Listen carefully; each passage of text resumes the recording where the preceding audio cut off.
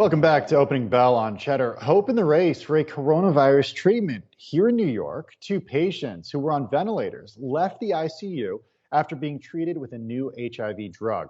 Joining us now to break down how that drug, Leronlimab, is helping patients is the CEO of the drug maker Cytodyn, Nader Pourhassan. Nader, thanks so much for taking the time.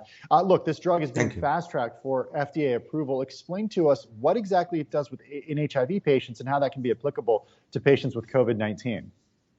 So with HIV, we have shown that we were able to take for certain population of the HIV patients, give them Leronlimab by itself for as long as 5.5 years without having any product.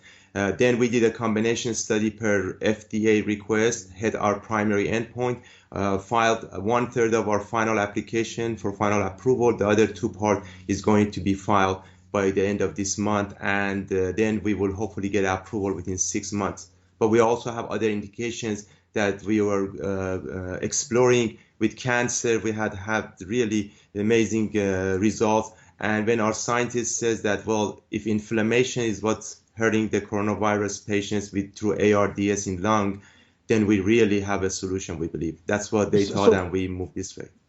What are you seeing right now? Because I think there's a lot of confusion among the American public and even some politicians who are leading the fight against this as to what the drug approval process looks like and what clinical trials look like and how important clinical trials are when it comes to understanding the efficacy and safety of a treatment for a disease. What have you seen with this drug, and where are you in clinical trials that would indicate it's showing promising progress right now?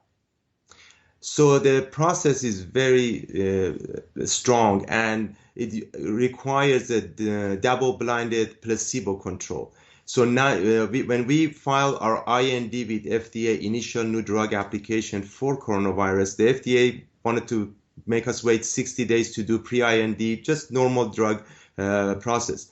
But once we had a Dr. Harish Setham from Montefiore Medical Center saying that I want this drug under emergency IND, and he injected 4 patients in the New York hospital, 2 extubated, one of them self-extubated.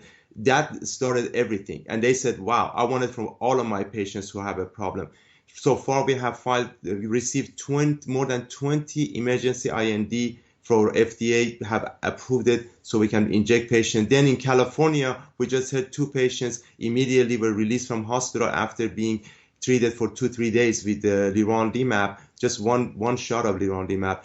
And then FDA gave us a phase 2 randomized, say, hey, if you have something good, let's see if you can get approval. And then they said, wait a minute, you also need another trial for severe population. The first trial was for mild to moderate population.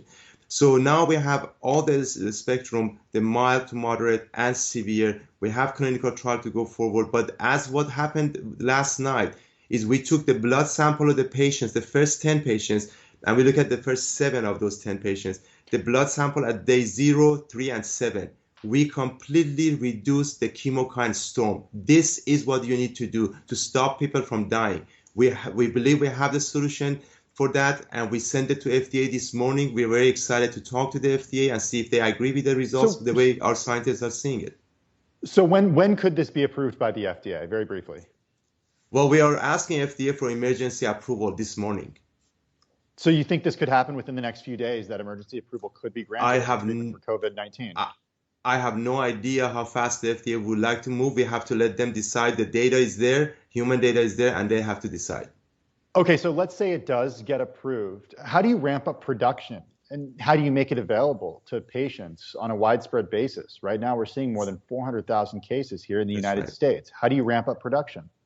So over 70 hospitals, top leaders in the hospitals are reaching out to us from Harvard, from California, and that's the only question that they're asking. We have 40,000 doses right now. The vials. These are the vials the way it looks. And these vials, we have 40,000 of them, which means 20,000 doses, which can treat for 2 weeks, 10,000 patients. Our manufacturing is in Seattle, AGC, they're ready to go. And our main manufacturing, the biggest manufacturing, Samsung Biologics, is known for their name. They can do 180,000 liter run. They're standing by right now. We're signing a contract with them most likely on Monday to ramp up the productions.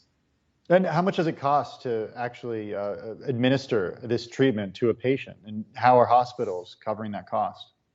The cost right now is zero because we're giving it on clinical trial, emergency IND. We're not going to make the cost the issue at this time. It's going to be free for 10,000, first 10,000 patients, and then we're going to try to get grant from the government. The government is talking to us, and they have told us that they will work with us, but they wanted to see this data this morning. This is a crucial data that came out this morning, and our scientists will be explaining that to some major government scientists today. Well, look, for the sake of public health, I certainly hope that we continue to see promising results from this. Nader Pourhassan is the CEO of Cytodyn. Thank you so much for joining.